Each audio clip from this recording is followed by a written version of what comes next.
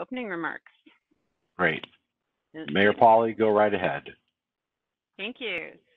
So I know we have about 16 or 17 folks signed up tonight, and my name is Mary Lou Pauley. I'm the mayor of the city of Issaquah, and we are having a community conversation this evening about our budget. I have the city administrator, Mr. Bobkowitz, with me this evening, and also our assistant to the assistant to the city administrator, Autumn Monahan, who is hosting the meeting this evening, and two folks from our finance department, our director, Beth Goldberg, and our budget manager, Susie Munsell. And I was very excited when Wally and I started working together last fall, and he brought some new ideas to Issaquah, things that I had wanted, which is more community conversations earlier. This is something that our city administrator used as a community touch point back in his community in Evanston, and I think it'd be good in Issaquah too.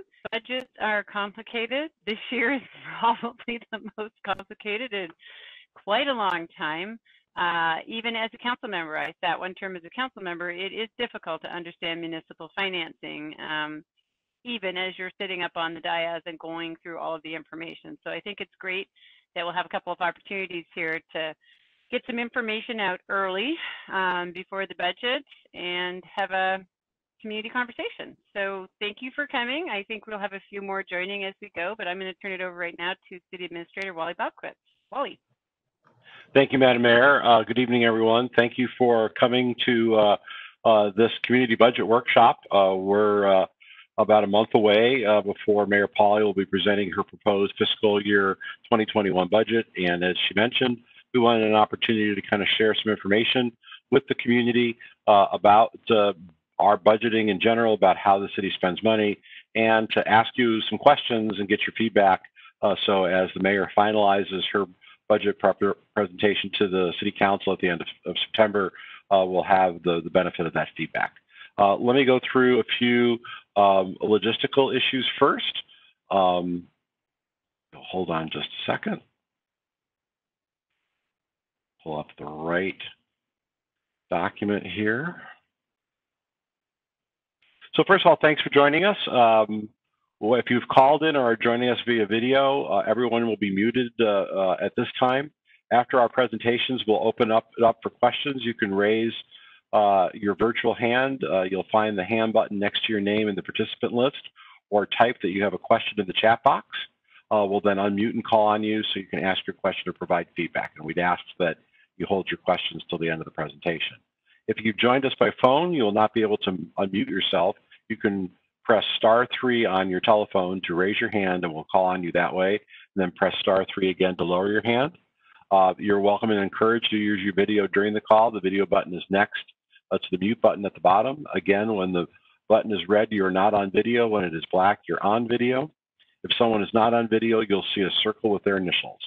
And finally, we are recording this meeting so you can share it with those who couldn't join us tonight. Mayor Pauley has already gone ahead and introduced the staff that's present. So thank you to Autumn and Susie and Beth for joining us. And what I'm going to do now is I'm going to share my screen. And Autumn, if you can just confirm that you see it when it comes up, we will get started.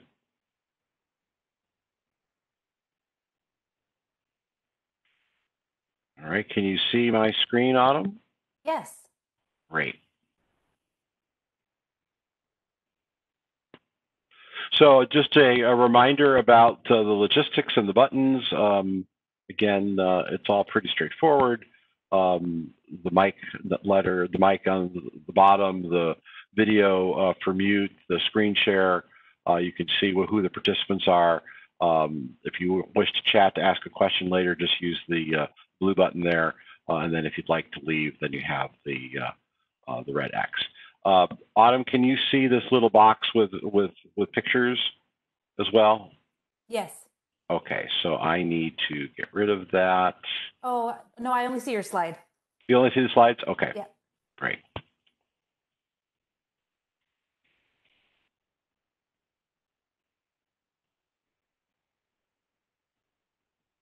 So the agenda for tonight, I would like to review several key questions that as the staff is working on the budget that we've been asking ourselves, and we're going to be asking you this evening for your feedback on that. We want to review the fiscal year 2020 budget, look at our current year forecast for 21, a revenue forecast. Also want to talk a little bit about the Police Accountability, Equity, and Human Services Action Plan. This is something that the City Council endorsed the Mayor Pauly's plan with this, and it has a number of budget implications, which I'd like to talk about. Also, just to give an overview of other major initiatives. Next is the issue of pandemic recovery. One of the factors that we're going to be looking at as part of the 21 budget is how best to recover from the pandemic, and there's some issues and questions there. And then again, finally, get your feedback on all of this. So when I thought about this presentation and talked with Mayor Pauly about the kind of information she was looking at getting from the community, a number of questions kind of came to mind. The first is, what is the good estimate of our 21 revenues? Obviously, we can only spend money that we have. The COVID-19 crisis really has caused a strain on our budget, has caused a strain on the various revenue sources we have. And, you know, our best guesstimates going into this budget are really only that. We've never been through such a economic disruption as we have with the pandemic. And so we want to make sure that as the mayor presents the budget, the council considers the budget, we have a good estimate of those revenues. And certainly any feedback you have this evening as I explain how we've gone about estimating those revenues would be helpful. Next is the strategic plan. When the strategic plan was adopted a little over a year ago, the idea was to really use it as a tool with the budget. COVID-19 has caused some strain with that, but certainly there are areas of the strategic plan we want to make sure that we focus on. And so getting some feedback from you tonight on those areas that need to be resumed, the funding that we had planned in 20 or additional funding in 21 would be helpful. The next area is the cuts that we needed to make.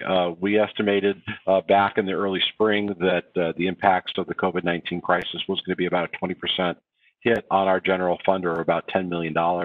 We've made about $7.5 million of cuts in the current year. And as we are working on the 21 budget, we are considering what cuts we've made. Ongoing services, compensation cuts should be restored. So looking for impact feedback on that. Next, as I mentioned, the mayor came out with her Police Accountability, Equity, and Human Services Plan a few months ago. There are spending issues there, and to get some feedback on priorities on how we should move forward with the action plan. Next is fund balance, or the savings, money that we have in the bank. What should we be spending for ongoing 21 expenses? What kind of investment should we be making in services and programs with an eye toward revenue increasing again in 22? Would it be prudent to spend some of that fund balance on both one-time and ongoing expenditures to help balance the 21 budget?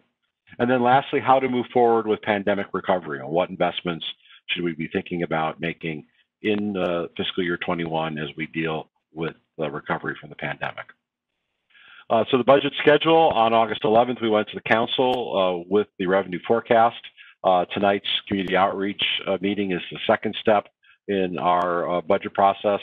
The next event after tonight will be the mayor's transmittal to the city council of her proposed fiscal 21 budget on September 29th.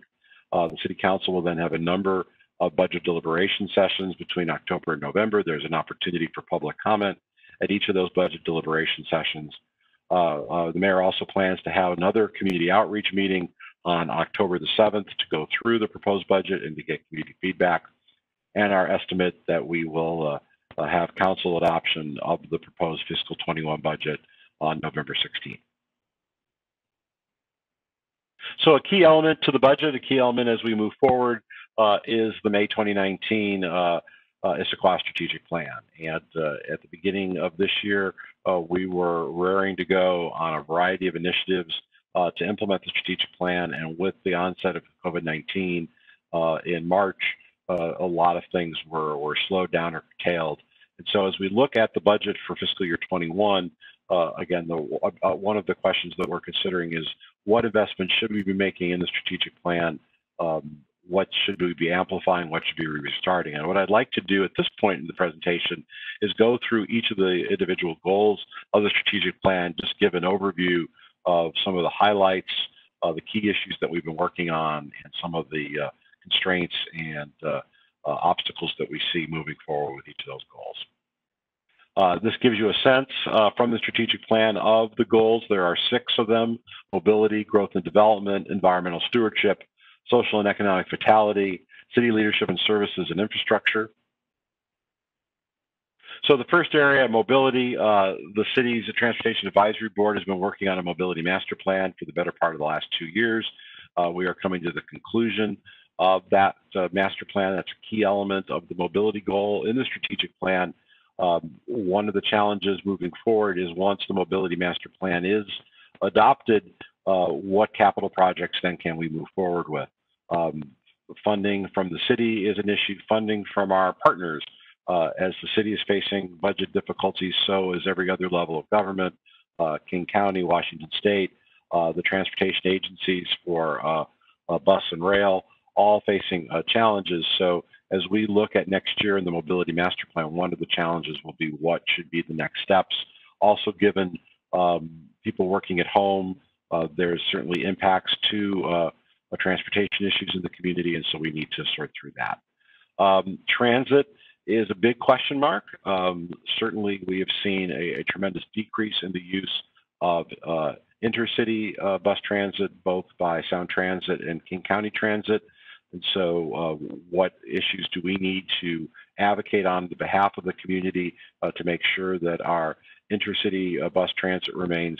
And certainly the question of intracity, how you can get from various neighborhoods in Issaquah, around Issaquah, to shopping areas has been an issue, and a question would be, how many resources should we be putting toward trying to continue to move that project forward? And as I've said, rail, Sound Transit plans to come to Issaquah over the next many years with rail, but they are facing challenges already with rail projects that are currently under construction. So one of the challenges we face is our advocacy to ensure that rail continues to come to Issaquah. Police traffic enforcement, another issue on the question of mobility is vehicular traffic and the role the police department plays. And before the COVID-19 crisis, we were looking at additional resources to put toward police traffic enforcement, and that remains a budget question. And then finally, the area of short-term programs. We have looked over time at a variety of things to encourage walking and biking and hiking, carpooling. What short-term programs may make sense as we move forward with the 21 budget. The next area is growth and development. The goal of the strategic plan, clearly the #1 initiative under this goal is the update and revision of the Issaquah Municipal Code dealing with growth and development. Title 18 is the land use code of municipal code, land use section of the municipal code. We were at a very aggressive point over the last 18 months. Moving forward with Title 18, that all stopped with the COVID-19 crisis. The mayor's committed to the City Council that we will begin that process once again this fall, but there are dollars needed to continue the work on Title 18. Next is, how does the pandemic and economic crisis impact both growth and development in the community as well as housing policies and affordability? Several sections of the strategic plan under this goal that deal with these areas. A question is, do we know enough to pursue some of these initiatives now, or do we need to wait further to see what further impacts the pandemic and the economic crisis have on Issaquah? Environmental stewardship, another goal within the strategic plan. A lot of work has been done on creating a successor board to the Rivers and Streams board. The council is currently considering the formation of a new environment board that would have responsibilities as far as policies and law dealing with the environment, climate change, and resiliency. That is a work in progress. We've had several community meetings on that. We are working toward a final ordinance to create that board, and that will be done over the next couple of months. What additional resources should we be spending on climate change and resiliency moving forward? Another big piece of the strategic plan, environmental stewardship goal, is the idea of purchasing strategic lands for parks, trails, and open space. The question is how much or dollars should be devoted in the budget in 21 to do this. It's been the city's past practice to leverage city resources with outside resources. But it's clear that there's going to be difficulty finding those kind of outside resources for the purchase of these strategic lands in the next 12 months. So it's difficult to know how much money to allocate, but clearly I think it's the staff's feeling that there's going to be less opportunity in 21 to do that because of the COVID-19 crisis. Next, the area of social and economic vitality. Human services has been a huge issue for us with the COVID-19 crisis. We have had to pivot existing resources within the city staff to deal with many of the issues that have been caused by the crisis and will continue to be caused by the crisis moving forward. The work of the earlier summer, the mayor's action plan dealing with police accountability, human services, and equity also has pieces to what we should be doing in human services. So a big question for this year's budget is what additional resources should we be spending in the area of human services. Economic development, we've been doing a lot with COVID recovery there, the streetery, Issaquah Loyal campaign. Do we need to put more resources in the area of economic development? And what pivots do we need to do as the world around us changes? A lot of major companies in the region are looking to diversify their office needs, and what resources might we put in that area? Housing, the City Council just last night had another study session dealing with the issue of the eviction moratorium that the governor has. What happens after that? What can the city do to be aggressive in the area of protecting people who may be facing eviction? What has the city done in the area of affordable housing? What might we need to do in the future? Community equity and diversity projects, also coming out of the police accountability, equity, and human services action plan. What resources should we be putting in the budget to do additional work in the community on equity and diversity? And then lastly, recreation and special events. The COVID-19 crisis has really had a major impact on our recreation programs. What new programs should we be looking at? Intermediate programs until we're able to go back to a regular group of programs, and what special events might we look to be funding to replace some of the programs that we're no longer able to have because of COVID-19. The next goal is city leadership and services. A lot of areas here. We've been working on the area of neighborhood engagement and have done, I think, a good job of pivoting toward online engagement using video meetings to do that. How much additional resources should we be doing there? City government equity and diversity projects. Again, what additional resources should we be placing there? We continue to focus on transparency issues, doing things more like this community meeting. What additional resources might we focus there? The question of city facilities. The city has been talking for several years about what to do with our various city offices. With the change in working, we still have our office-based staff is still working at home, has been now coming on almost 6 months. That is a big question mark of what next step should be for city facilities. We've also this year, through the pandemic, increased our work on performance measurement and the use of data to measure how we're doing and how we should be adjusting how we're providing municipal services, what additional resources should be spent there. A lot of concern about the use of our boards and commissions as we come out of the pandemic. Does it make sense to look at how boards and commissions are used? I think the discussion around the environment board has been a great one on how we may be able to look differently at boards and commissions. And then finally, county, regional, and state advocacy. Many of our regional partners are still just beginning to grasp what the financial impacts of COVID-19. Certainly the state of Washington is at the end of that list. And what resources should we be spending to advocate on Issaquah's behalf in those arenas? And finally, in the area of infrastructure, we were having to cut several projects back due to financial issues in 2020. As we look at 2021, what investments can we be making in park, streets, city facilities, in our utilities? And then the question mark of outside funding. Many of these projects depend on county, state, and federal funding that is really at a question mark at this point. So that kind of covers the strategic plan, and as we work on the 21 budget, all of those issues are in our forefront. And again, at the conclusion of the presentation, interested to get feedback from everyone on how that fits in our work with the budget for next year. As I mentioned, during the spring, we did a number of budget reductions, about $6.4 million, a little bit more, I think, as we've adjusted it out. Of the $10 million that we believed we needed to do, our budget estimations at this point would seem that we're going to be okay in the current year with those reductions. But we vacated 22 positions through layoffs and retirements, froze 15 vacant positions, reclassified 2 positions, implemented 10-day furloughs for many of our represented staff. The senior staff leadership reduced their salary by 7%. We reduced a variety of benefits, eliminated and reduced a variety of different programs, which are listed here, and had to delay or cancel work on a variety of projects. And so as we look at the budget for next year, a question is, are we in a position to replace some of the positions that were laid off or retired? Or can we unfreeze some of the vacant positions? Can we provide our staff a full year salary? Do we need to look at furloughs? Do we need to look at continued salary reductions? And as far as service impacts are concerned, which ones perhaps had more impact on the community than the community would like to see, and what would we like to do to bring some of those back? So those are all issues that we're looking at as we look at the fiscal 21 budget.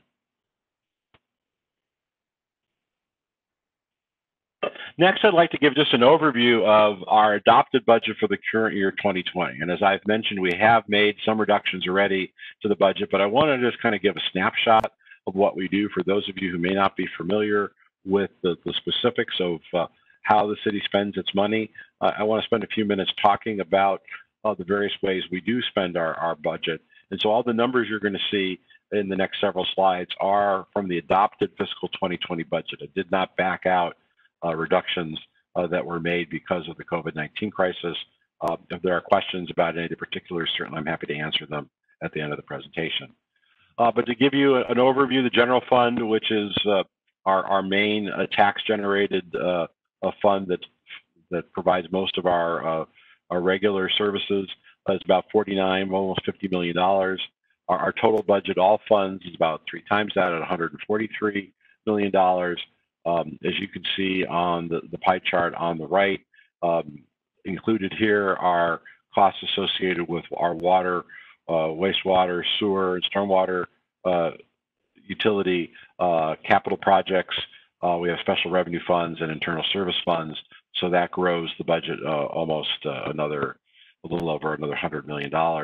But we're going to focus primarily tonight on the general fund, which comes from our general tax revenues. Sales tax and business and operation tax comprise 44% of the city's general fund. These are highly volatile revenues as we have gone through the COVID-19 crisis, trying to get a sense of the impact of that crisis on our sales tax and our B&O tax has been very challenging. And as we look and as we've shared with the council, we think we have a handle on things. As you can see, here's the breakdown of how that works. About 19% of that is property tax, about 32% is sales tax. So we rely very heavy on sales tax compared to some of our neighbors. Sammamish, for example, has almost very little sales tax in their budget, mostly all property tax.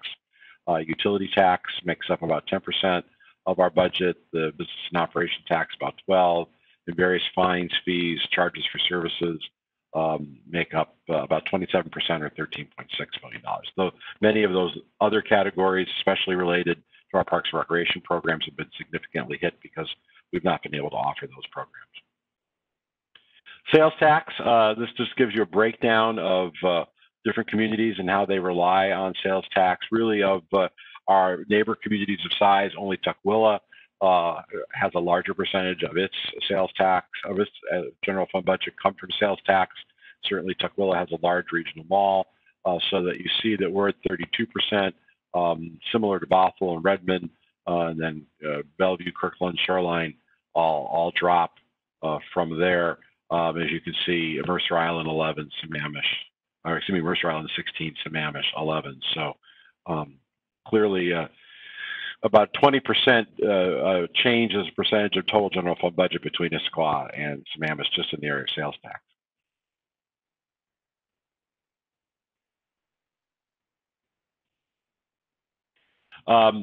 As we try to estimate the impact of the COVID-19 crisis on sales tax, we look at the sales tax revenue dropped 30% during the Great Recession, and this shows you 2009 changes there. It then went gradually up and has largely been at the same level in 18 and 19. Our 20 adopted was very similar to what we saw in 19, but again, the revised based on our estimates of the COVID-19 crisis, we are still seeing about a 30% decrease in sales tax revenue. As we continue to get new data, we are about 3 months behind in the reporting that we get from the state of Washington on sales tax revenue.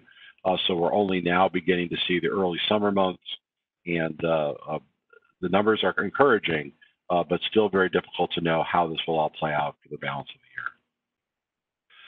year. The department overviews, just talk a little bit about each of the departments. The executive department has a staff of 5.75 individuals. That is Mayor Pauley, myself, and our immediate staff that support the executive department. The budgets here include salaries and benefits, a small amount to support the city council, $1.1 million for legal services. The city has a contract firm, Ogden Murphy Wallace, which provides city attorney services for us. And then this other government services, $5.2 million, is largely transfers from the general fund to other funds. So the top three there are the main expenditures in the executive department. City clerk's office, budgeted staff of 3. The city clerk is responsible for all of our public meetings, all of the agendas of the city council, record keeping, response to public information requests, which are voluminous. Actually, one of those 3 budgeted staff members is devoted specifically to responding to public records requests. So that's a big part of what the city clerk's office does. Our communications office, led by our assistant to the city administrator, Autumn Monahan, does all of our online, social media, e-newsletters, neighborhood engagement. That's at 4.75 for the adopted 2020 budget. Our development services department went through a name change in recent months and is now known as the Community Planning and Development Department.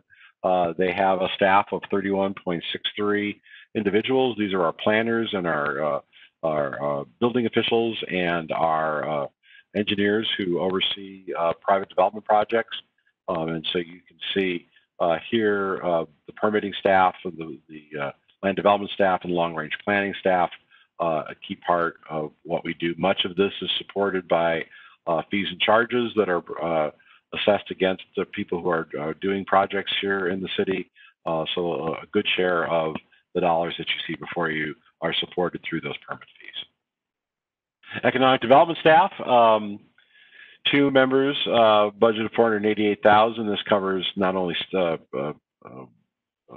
salaries and benefits, but also covers monies that we have for projects and programs.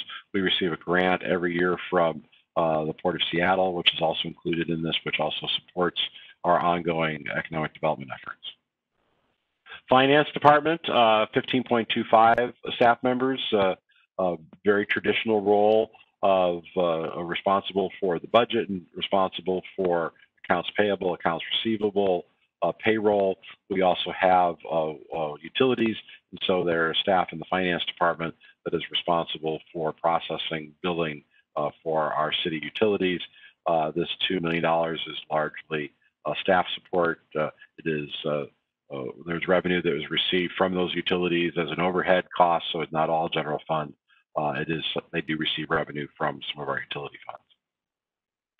The city of Issaquah does not have a fire department, but receives fire services from Eastside Fire and Rescue.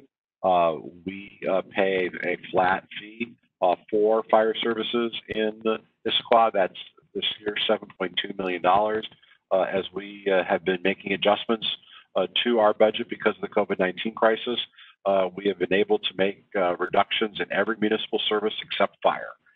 This is a fixed amount, and we do not have the ability to change that amount. We have been working with the Board of Eastside Fire and Rescue to look at opportunities that they may have for raising additional revenue that could offset some of our costs. And as we are looking at the 21 budget, we are working closely with Issaquah's representatives. 2 members of the City Council serve on the Eastside Fire and Rescue Board as they are doing their budget for 2021 to see if there's an opportunity to see that $7.2 million reduced. But that is, again, a fixed dollar amount, and in return, the City of Issaquah receives fire services. Human Resources, 2020 adopted budget is staff of 4, $843,000, includes staff costs as well as recruitment and training costs for positions citywide. Our Information Technology Division, the staff of 10, $3.7 million budget. Again, this covers all parts of the city, so it covers all IT responsibilities, not only from general fund departments, but from our utilities as well. This is a mix of staff as well as capital dollars to purchase both software and hardware systems for the city. The City of Issaquah has municipal court. We are responsible for the budget for that, 6.25 staff members, $1.1 million. Much of that is staff costs. There are fines and fees that are received that support that. We also contract for service with North Bend and Snoqualmie, and so part of that budget is also monies that we receive from North Bend and Snoqualmie for operating a municipal court on their behalf. Our Office of Sustainability and Community Services in the 2020 budget was a staff of 5. Through the COVID-19 budget reductions, that staff was reduced and reallocated to different departments. We are now at a staff of 2 from that staff of 5, and one staff member now works in the executive department dealing full-time with sustainability. Another staff member works in our Parks and Community Services department dealing with human services issues. Our Parks and Recreation departments also received a name change this year. They are now known as Parks and Community Services Department. Again, this is adopted budget, 45.5. There have also been some reductions here because of the COVID-19 crisis. The breakdown here financially shows the different areas of service we provide, staffing for programs at the community center. Athletics is the field sports that we run ourselves, as well as the field sports we run ourselves. Our aquatics operations, that's the maintenance and operation of the pool, as well as classes. Our senior center. Our parks operations is maintenance of our parks and all of our open space, green space that they're responsible for, forestry services. Special events, unfortunately, most of those have not occurred this year. And then $1.8 million for the maintenance of our city facilities. So Parks and Recreation not only does programs, but also maintains our parks and open space areas, as well as our city facilities. The police department, a lot of discussion about police staffing, police budget this spring and summer. So I wanted to spend just a little bit more time breaking down staffing of the police department to share how that all works out. Here on this slide is our sworn staff, police chief, 3 commanders, 5 sergeants, 5 corporals, and 28 police officers. That is the core of our day-to-day response sworn officers. So, you know, as communities look at the police funding, and certainly we are as well, this just gives you a sense of the sworn police officers that are available for calls for service on a 24/7 basis.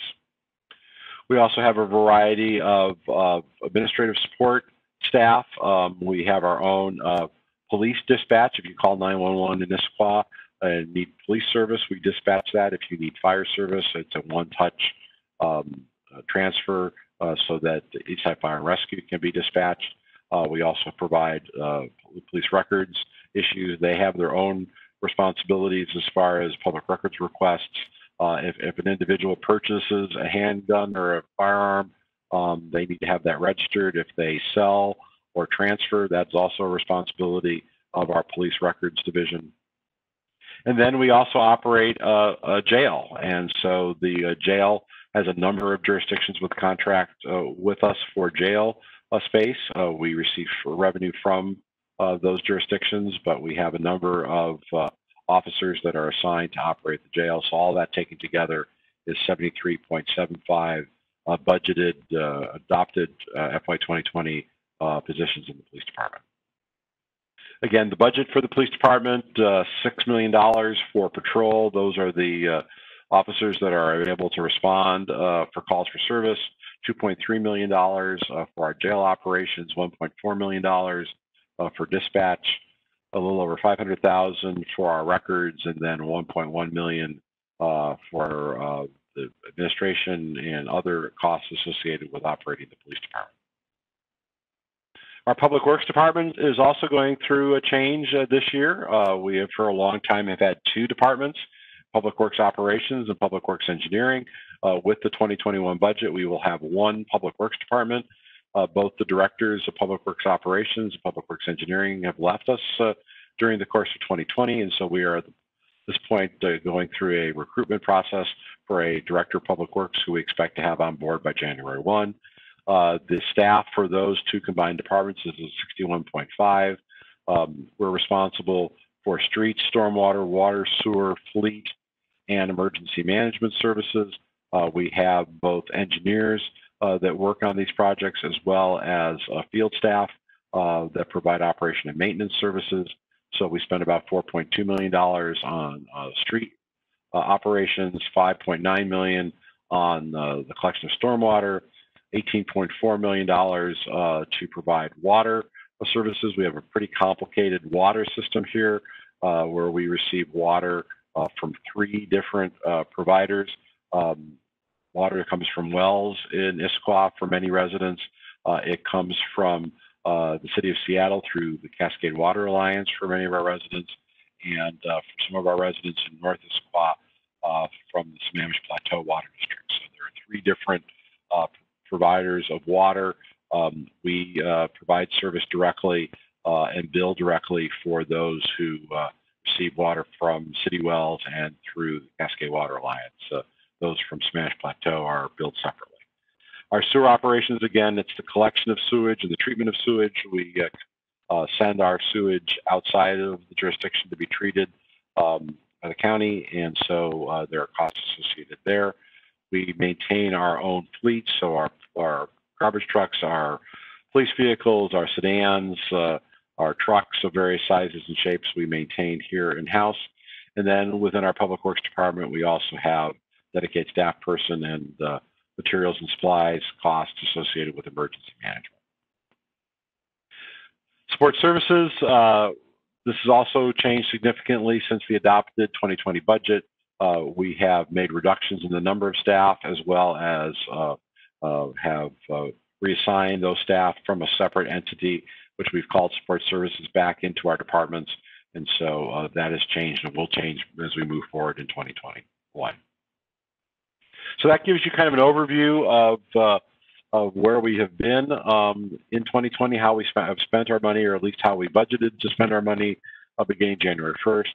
I'd like to talk a little bit about the work we've done thus far on budget preparation.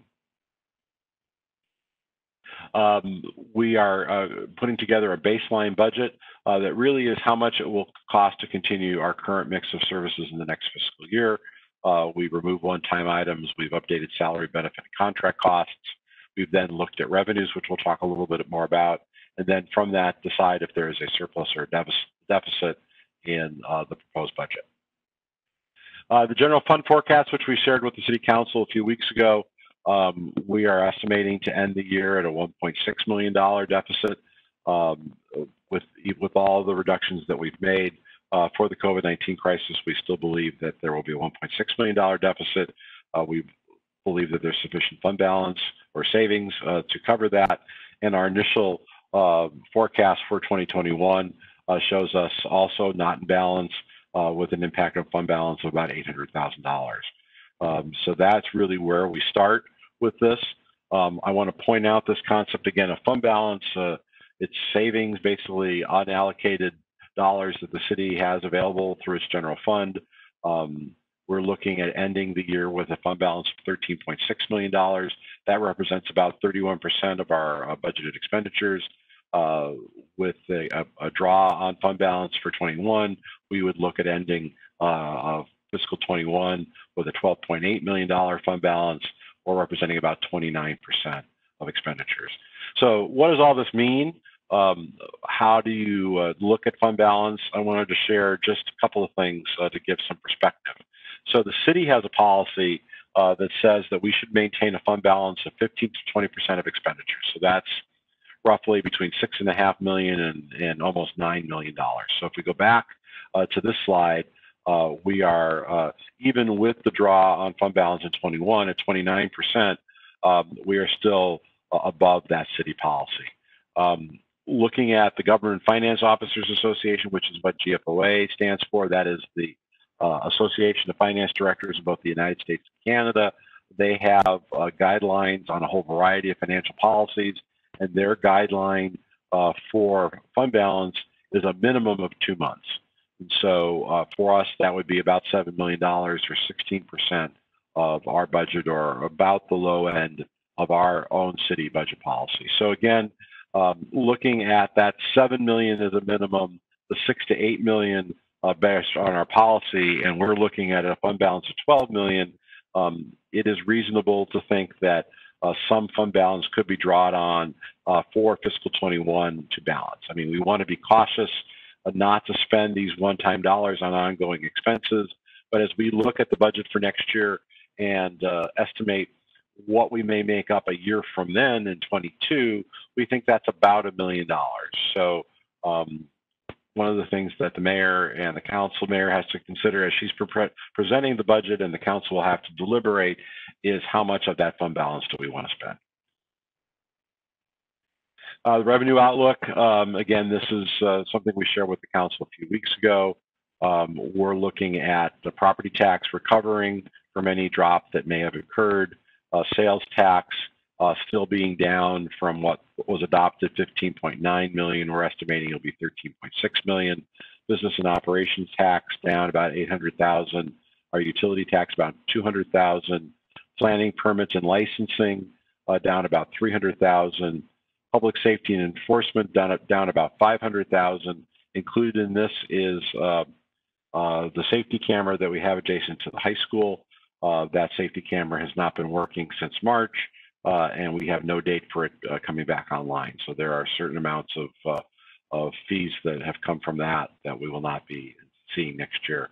Our Parks and Recreation programs had adopted the revenue of $2 million in 2020. We believe it'll be half of that next year at $1 million. And then a variety of other miscellaneous revenues, other revenues, we're looking to be down significantly there. So all told, from our adopted budget of $49.7 million in revenue from January 1, 2020 to what we're anticipating for 21, about a $6 million reduction.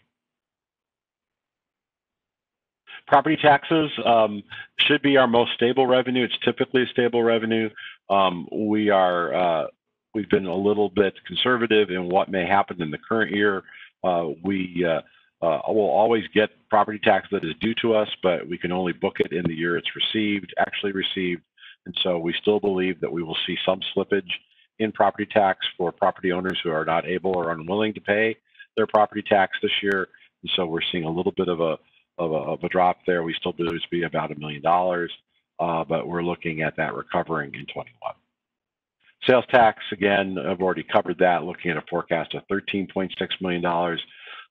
Really, spending patterns here in Issaquah, we really can't get a good handle on them. There's a school of thought that says that many of our residents are home, where they might have been spending money other places. They're not. They're spending money here. And so as we're getting monthly information on sales tax revenue, this I think will be a moving target for us, but we're going into the budget with a $13.6 million estimate.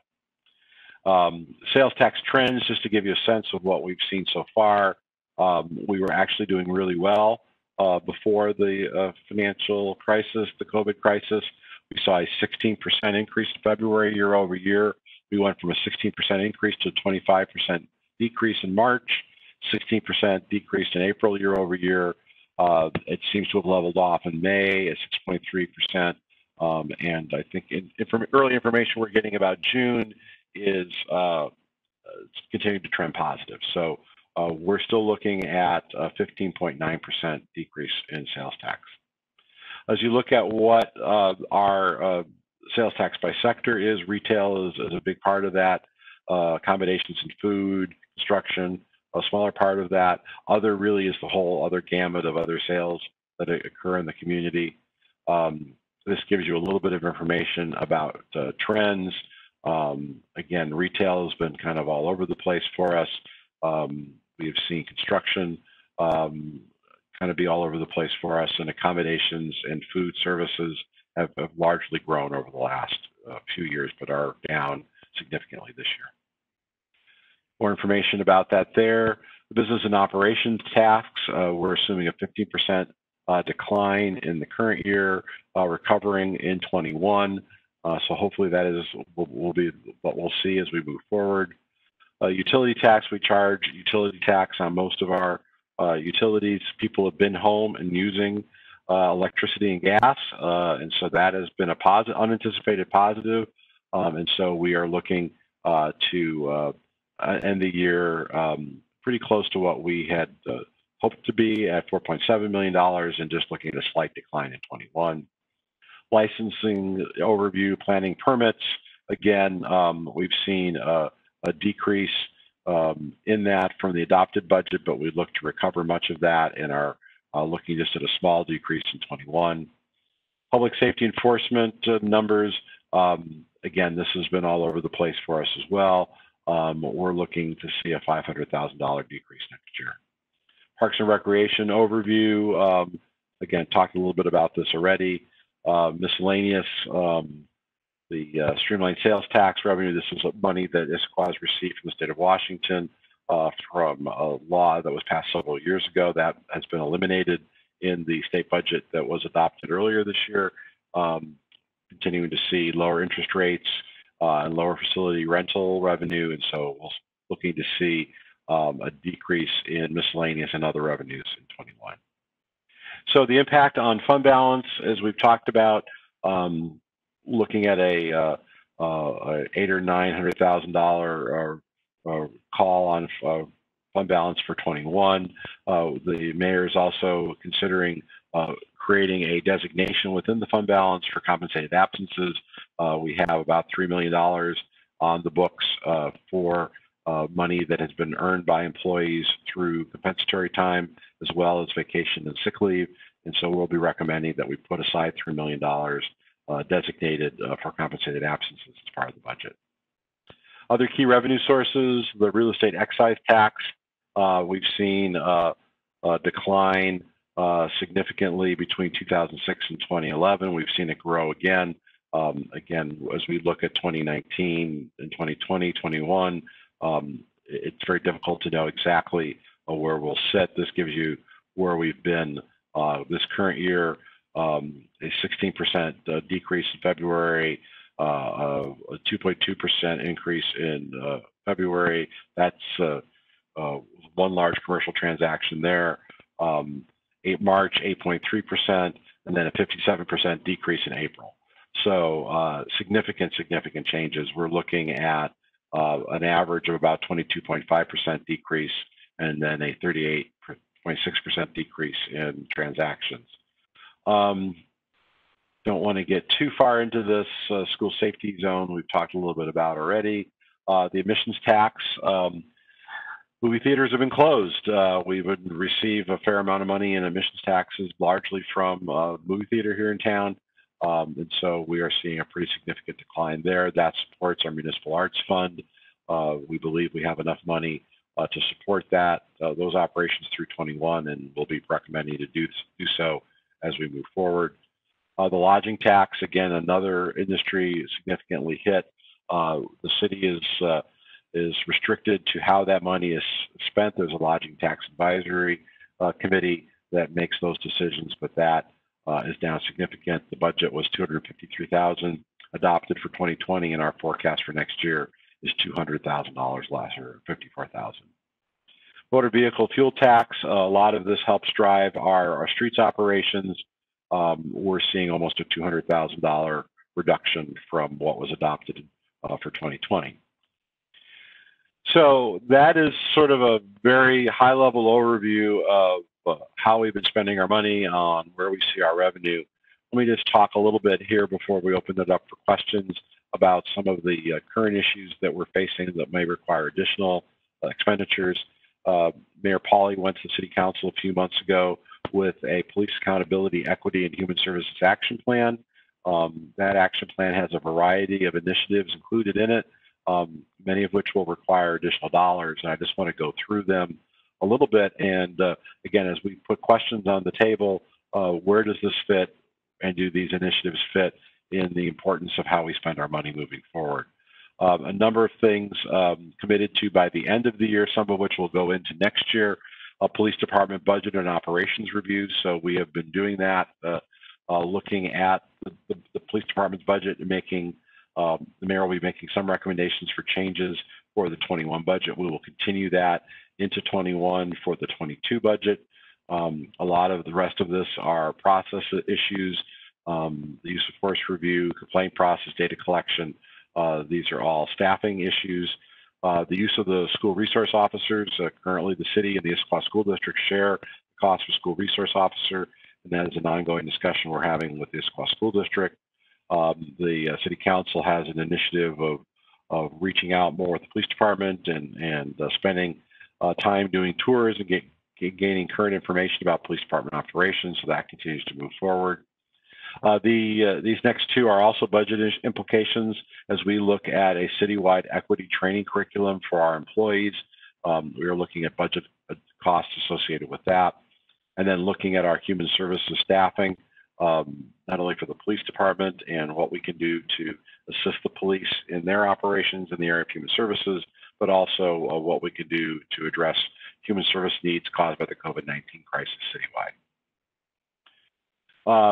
Projects for next year, again, many of these are policies and procedures, training programs, what additional dollars should we be putting in the police department budget for training, how we should be looking at fines and fees used for training, what should we be doing as far as equity and human services initiatives as far as citizen review. So we are considering perhaps the creation of a new citizen board or commission that would deal with that, and what would the budget implications of that be. The city staff is also looking at the development of a racial equity toolkit and policies and procedures to be reviewed using that racial equity toolkit, and we are still identifying potential costs associated with the creation of the toolkit and the use of the toolkit to review citywide policies and procedures. So as we look at this police accountability, equity and human services action plan, there are budget issues involved, and certainly would welcome any public comment on how investments here impact the overall city budget. A number of other major initiatives that we are working on that have some financial impact. I've covered, I think, a number of these. The water planning initiative, the City Council has signed off on a rate plan for water, which will have no rate increase in 2021 for our water services, but looking at capital dollars needed in future years. I think I have largely covered the other issues here. Munis is the city's online financial system. We are doing a re-implementation of that system. Money has been budgeted, the lion's share in the current year, but there are needs for next year. We're looking at how we can celebrate various holidays in different ways. We are talking this week about Halloween. There's been a group working on citywide Christmas, Hanukkah, Kwanzaa celebrations at the end of the year. We are looking at the options for a temporary skate park. And then, as I mentioned, we are also looking at starting up Title 18 work once again this year. And so there's costs associated in the current year with that, but also costs for next year. The last piece that I want to cover this evening is pandemic recovery, something we did not anticipate needing a year ago. But as we look at the budget and look at the appropriateness of being able to pivot moving forward, looking at how the city of Issaquah recovers from the pandemic is an important piece of this. The mayor will be proposing in her budget a 2-year effort that will be focused on pandemic recovery, that will lead to a proposal to move Issaquah to a biennial budget. So rather than an annual budget cycle, a every 2-year budget cycle, which is shared by the state of Washington and many other cities, counties around us. The mayor would like to have a process to get us to that point for fiscal 23-24. Part of that will be to use data more in our decision making, and we have resources in place to do that next year. To look at what other steps we need to take as a city to be financially sustainable moving forward. Looking at what our new revenue situation will be a key part of that. As I've mentioned earlier, the issue of city offices has been on the front of the city council and the mayor's concerns for a number of years.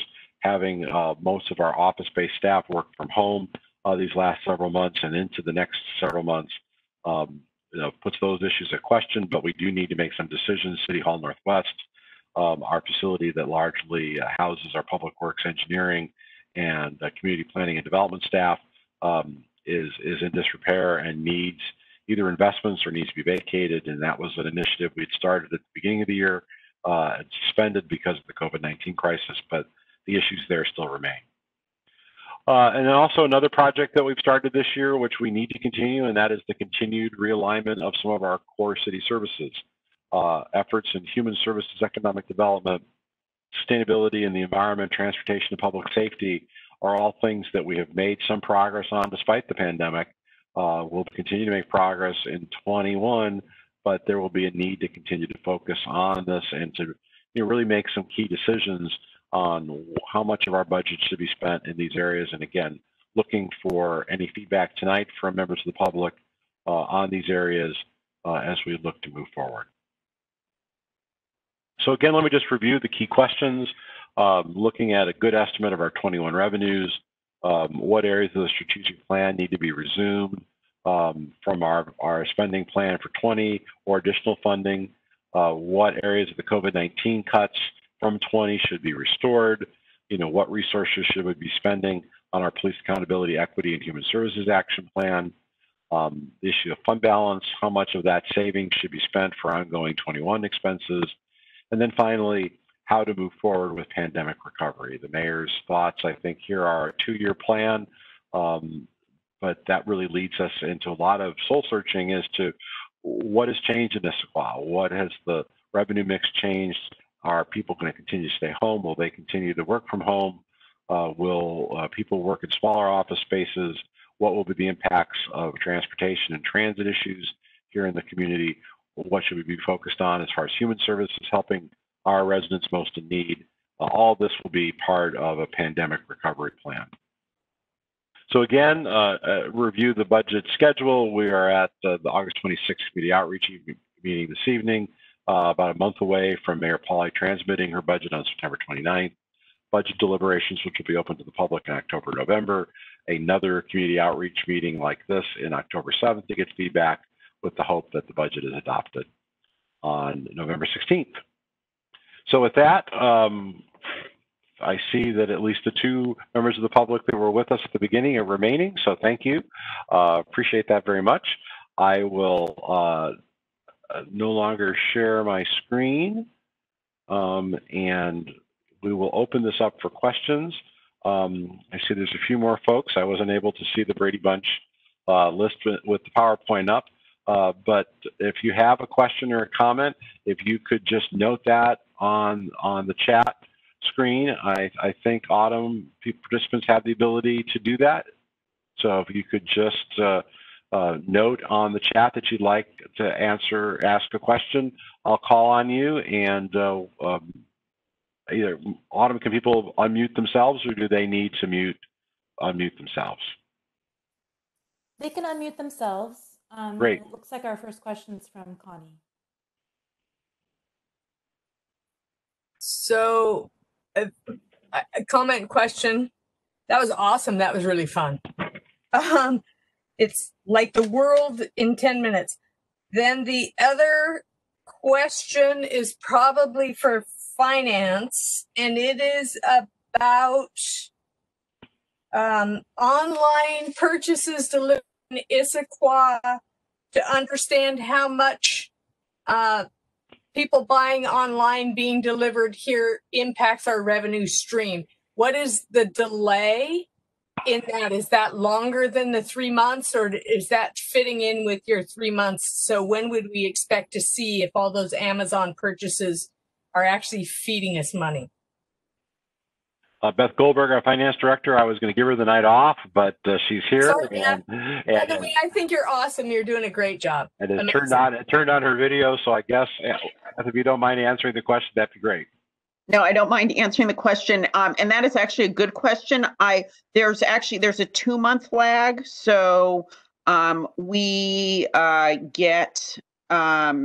will be getting, for example, June data at the end of this month, and the forecast relied on May data, which we received at the end of July.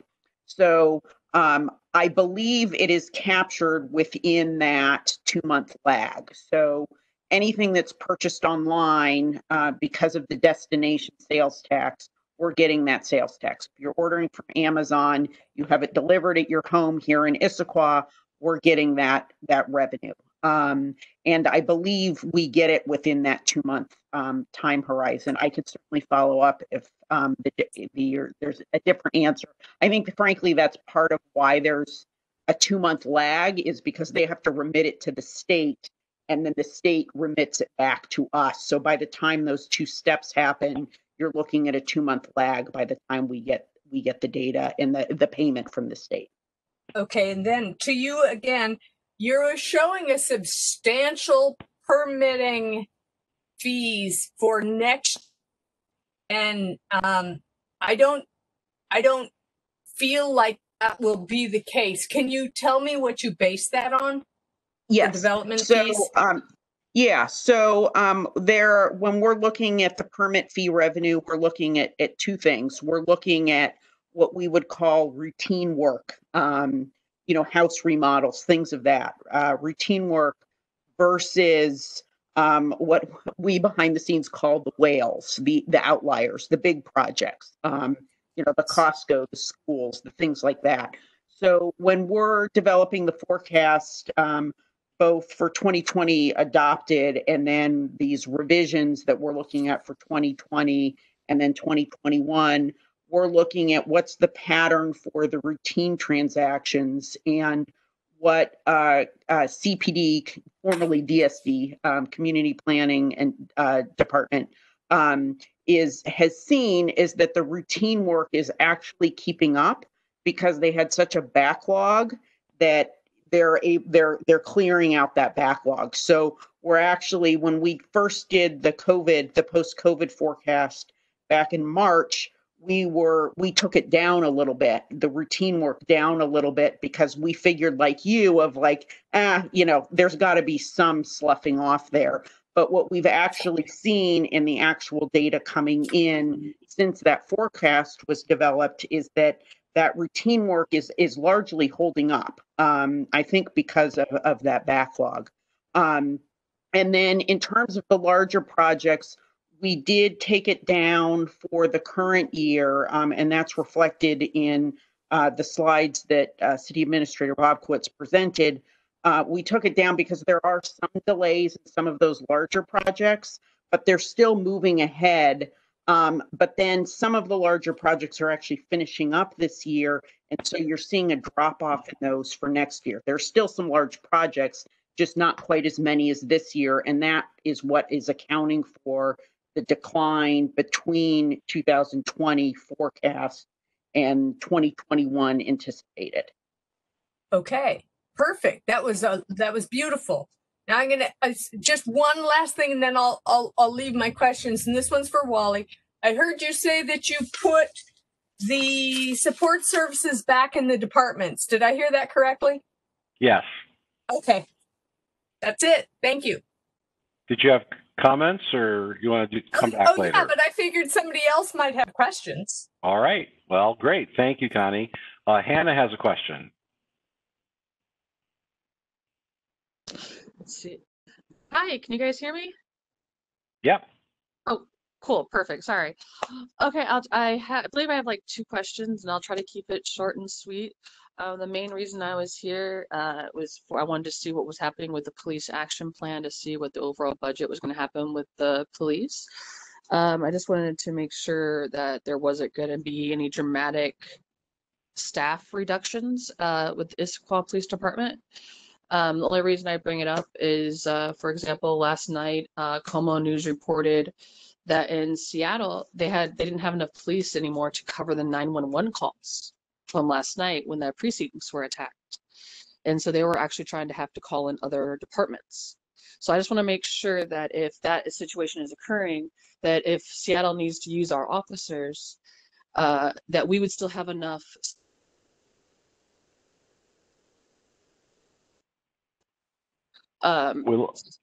Sorry? We thought we lost you there. Oh, my bad. Sorry.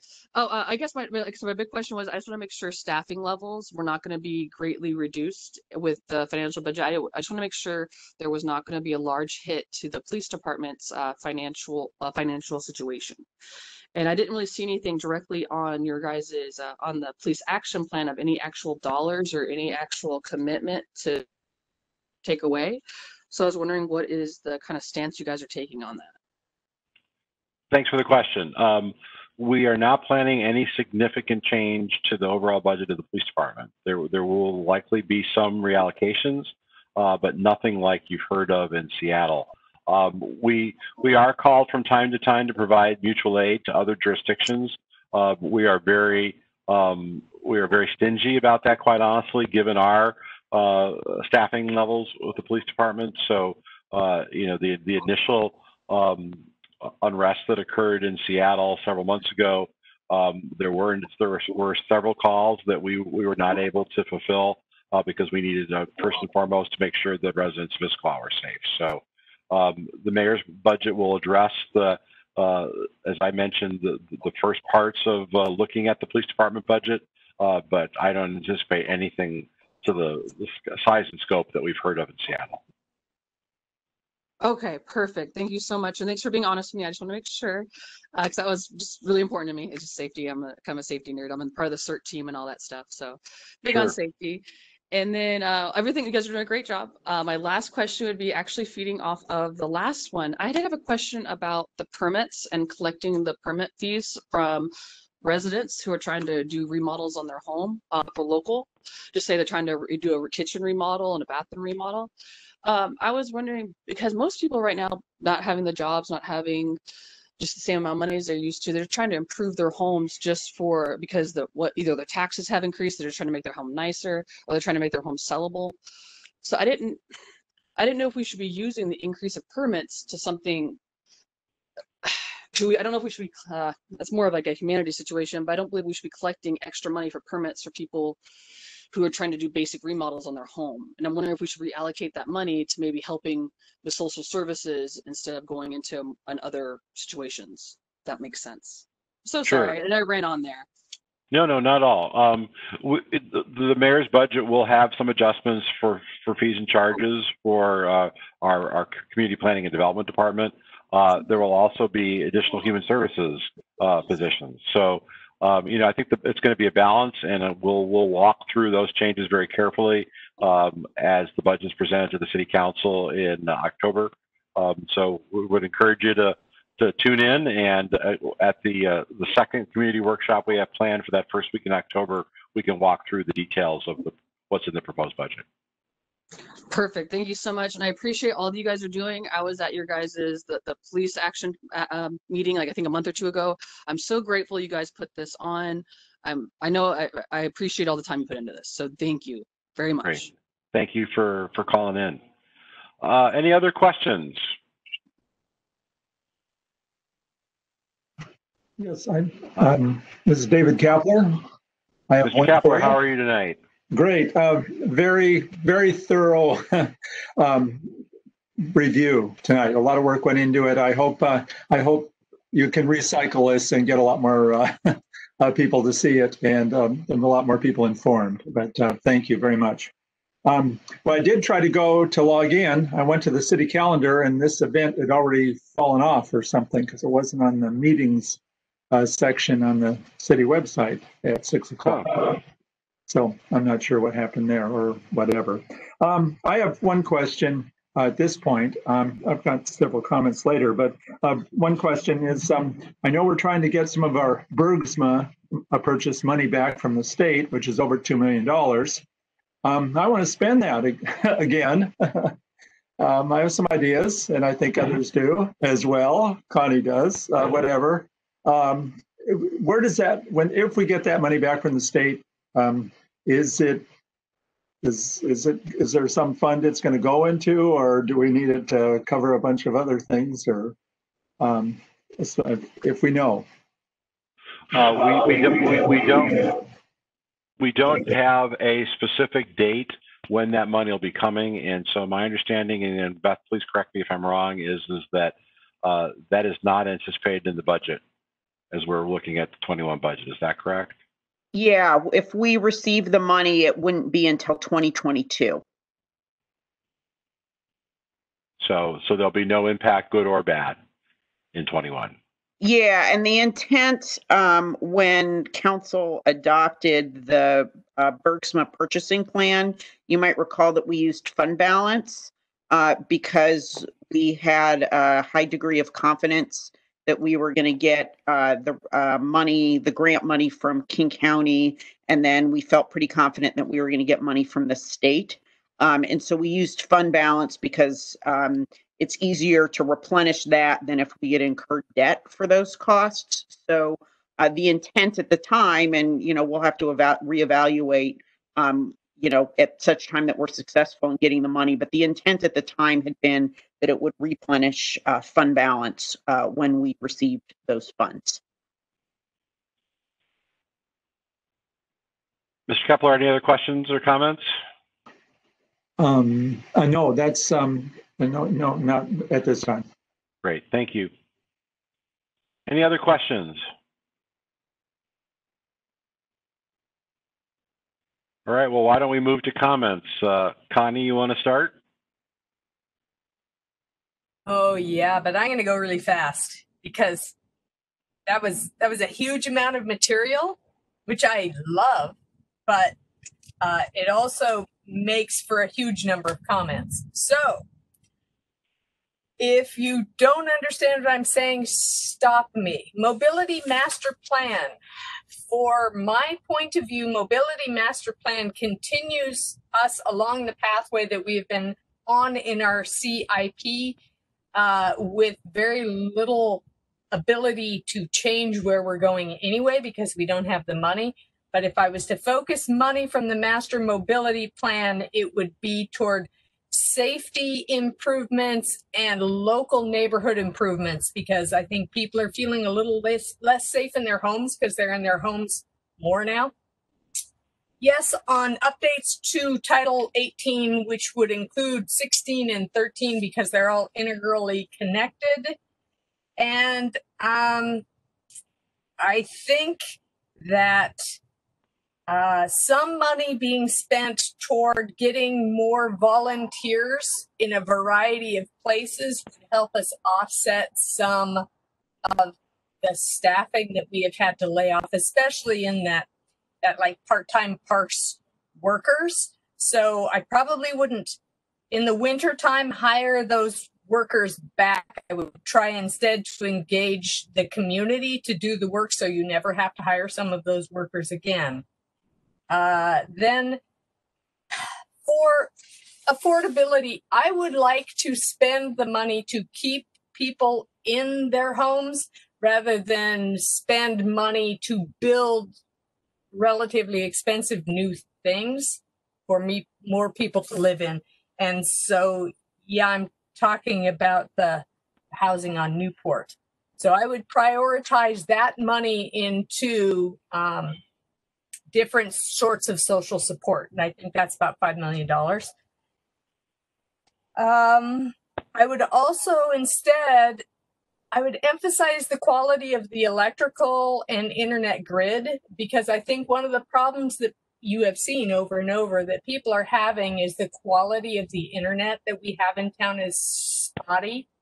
And I would like to somehow emphasize the need for that being super stable and to some extent a little cheaper, because it's hugely expensive. And I think a lot of people who are of low income cannot afford the internet speeds that are required to do things online. And I think that's a huge nut to crack for now and in the future.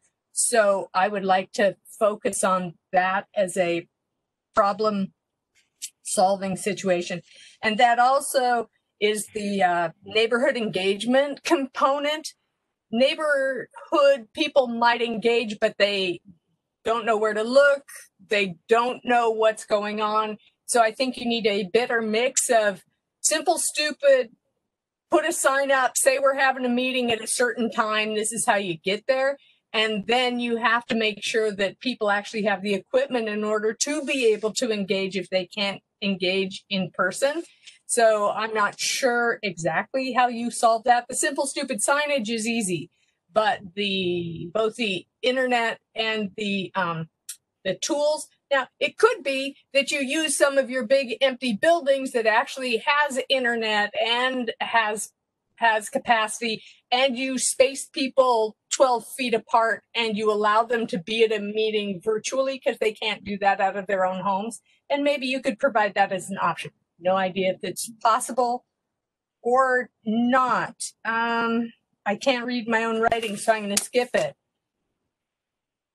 Yes, we need more data, but we also need to track projects and programs. So I'm not sure what your data system is, because I don't know if that's ever been daylighted in a way that I can understand it. One of the things we need to do before we do other things, it's safety and infrastructure maintenance, maybe not the $900,000 street replacement program, but enough so that we don't backslide, so we have to pay more. Yes, I think we can reduce our ending fund balance, maybe not to go all the way down to whatever it was, 15%, but I think it could take a substantial hit. Now, our problem would be if next year, if we did not recover as appropriately, we would have to tighten our belts more fully.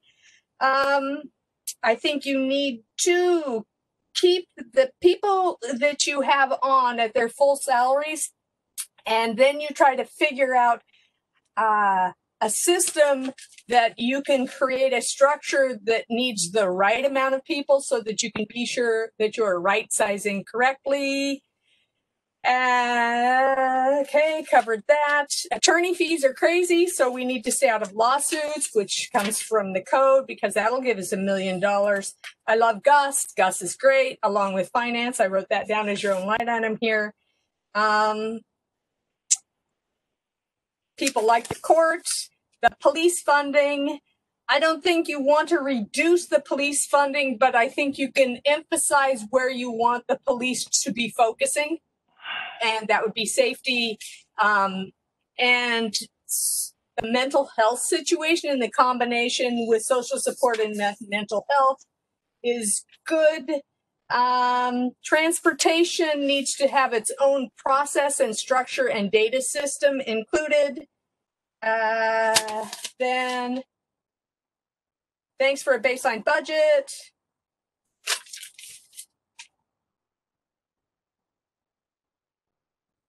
And I'm almost at the end. Sorry. You see, you went fast. I told you it was that. Yes, take some of that ending fund balance and put it toward the compensated absences, and maybe do something for the theaters, because we could use theater. Maybe we could do something outside and do something cooperatively with the theater. And will Munis never end? And don't do anything about the skateboard park. Pandemic recovery. Wow, that's a whole topic that could take like a whole new sheet. And I really don't know what realignment of city services means, because I don't think I've ever actually seen what that would mean to me as a community member. So I would need more information before I could give you an opinion on realignment of city services. Okay, that's it. Thank you. Thanks, Connie. Other comments? I guess I'll dip in here at this point. Unless Sure, go somebody ahead. else was ahead of me. No, go ahead. This is David Kapler again. Just a couple of areas. The Title 18, I know we're trying to get creative to figure out how we can get that moved along quickly. I think the Environmental Board could be a help on that. Certainly, the Development Commission has members that have been dealing with it for, in some cases, years, almost decades. I think there's some expertise there that we need to draw out. I did some work with the Department of Natural Resources up at the High Point area and working on planning up there. And they were using some graduate students at the University of Washington, landscape architects students. But it seems to me, if I were in the University of Washington urban planning master's program, having something tied to Issaquah and doing good things on like the Title 18 kinds of things would be something really positive for my employment future. And I don't know if that resource has been tried or if it's worth looking into, but I would think there's the possibility of some interns from the University of Washington departments dealing with urban planning. I'm very pleased with the forward-thinking program that's coming out of the parks to deal with urban forests.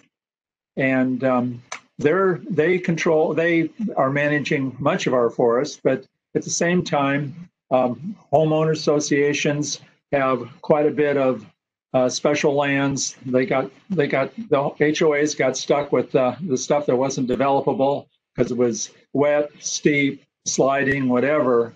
And I think we need to see if we can get some of the involvement for those people to take care of the property, which they are bound by their agreements to actually take care of. And then, of course, the Public Works Department operations has a lot of ponds and other facilities that they also got stuck with, which are great generators of invasive plants and could be much more managed in an environmentally sound way. So I guess and since we're looking at a volunteer program that the Parks Department is going to be generating for their lands, it would seem to me that it would be worth an investment from the Public Works operation to pair in on that and be involved with that and see if they can get some of those people working with them. And then also, I know there's an issue with how many planners we have, but somebody probably needs to go back and look at some of those development agreements on these different plats and find out what responsibility the HOAs actually have for managing their properties. And hopefully we can help them get volunteers within their community to help on that. So that's my pitch on those items. Thank you. Great, thanks very much. Hannah, you had a quick comment? Yeah, I just wanted to kind of, I guess, piggyback on what the two previous people were saying. That I actually do know. I know it's hard to get volunteers because a lot of times people will say like, "Oh, we can get volunteers," but to actually get boots on the ground and people actually with shovels out there can be difficult. But I do know that there are actually a decent amount of people in the community, especially right now, because a lot of people are going stir crazy, that are definitely willing to help out in the community. So I do hope that there would be a way that we can broadcast our volunteer opportunities more, because I do believe there is, especially right now, there's a decent amount of people wanting to put social equity into their community, if that's the proper term. So that'd be great if you guys found a way to broadcast some of the volunteering opportunities more. And then lastly is the infrastructure in Issaquah, such as our wiring, our cable, our pipes. From what I understand, whenever I was talking to any of the Issaquah people over at the power company or power plant over on Jupiter, I think it is, all of them were mentioning that the Issaquah infrastructure is very behind everybody else, meaning we need to improve the infrastructure, and that like our power lines not all up to date. are not, we're just not strong enough to handle with the weather now. So I do agree that we definitely need to look at our infrastructure as much as we can. But yeah, those are the two comments that I wanted to make, or just kind of piggyback on. I appreciate, Connie, I think your name was, good goodness girl. You have some great comments and questions. Whew. Thank you guys so much for your time, and that's all I got. Thank you very much, Hannah. Joanne had a couple of comments she put in the chat box. Let me read. One is, when will you have data on the kind of services that we're asking our police to handle? Again, with the proposed budget for next year, Mayor Pauly's budget is going to outline some changes to help support our police department with some additional staff to help with human services. I think that's going to be the biggest change there, and there'll be more information when the proposed budget comes out at the end of next month.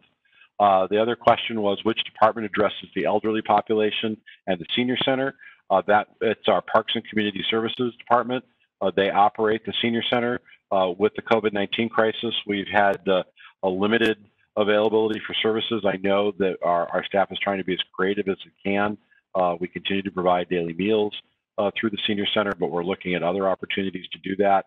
And our human services coordinator is also based now in our Parks and Community Services Department. So she, a part of her portfolio of responsibilities is to look at ways we can help our senior populations.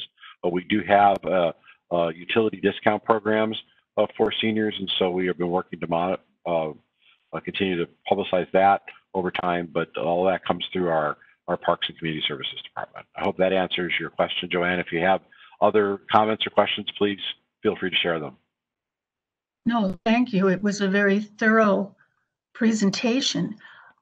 The only other thing I'm wondering is who trains our police? Are the individual towns responsible for training, or do you contract training with the region? How does that work? Great question. It's a little mix of everything. We have trained the trainers, so we provide some training in-house. We work with other local jurisdictions. State of Washington provides a limited amount of training. There are regional efforts to do that. So it's a little bit of everything. Okay, thank you. Other questions or comments?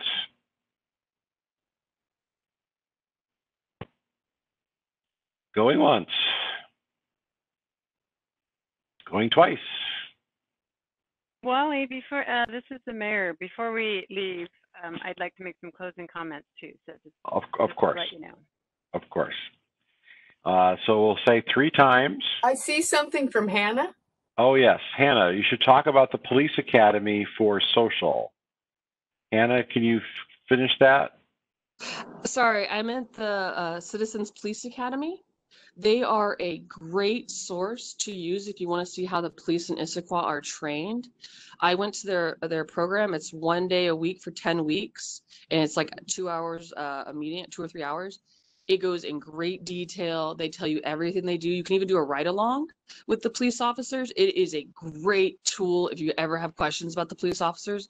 And they actually have data that they can give you themselves that will list everything that they're doing, and that they'll provide that to you no problem. It's a great resource if you have time to take time to do it. Great. Thank you for sharing that. Can I ask Dave what parcel he wants? Where do you want to spend that money, Dave? I cannot disclose the location publicly. Sorry. The mayor knows about it, I think. Yes, I do, and he cannot disclose that publicly yet. All good. Just wanted to know.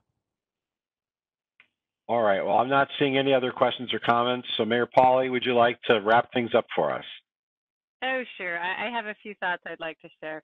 So this is the mayor again. I first want to thank the staff. I think Wally and Beth and Susie and Autumn do a great job in connecting at a very difficult time to connect. I thought the presentation was excellent. Unfortunately, I'm supposed to be on vacation, but Wally made me feel like I was back at work because you guys pretty much got the whole inside story here. And also, I want to thank all of you that came. I think sometimes when we have a smaller group, people feel like people are missing out. I will tell you the comments and questions you had tonight were fantastic. You can feel the flavor and character of our community in your comments and your questions. Very helpful to my administration and myself, because what we want to do is produce a proposed budget for council that reflects the community. So thank you to each and everyone for coming, and kudos to Connie. Connie always does a really good job getting her questions formulated on the fly. That was an amazing list of questions and comments. And also I wanted to thank Hannah for talking so much about volunteerism and the CERT program. When I came to town back in the early 90s, we were a pretty small staff and a pretty big volunteering community. And it's been a goal of mine to promote that and promote the work that CERT does and the stuff that can happen at the police academy and what we can do with volunteers in town. So thank you so much for touching on that. So great job. Thank you, Wally. I'm so appreciative of bringing this new type of connection into our budget process. And have a great night, everyone. Thanks.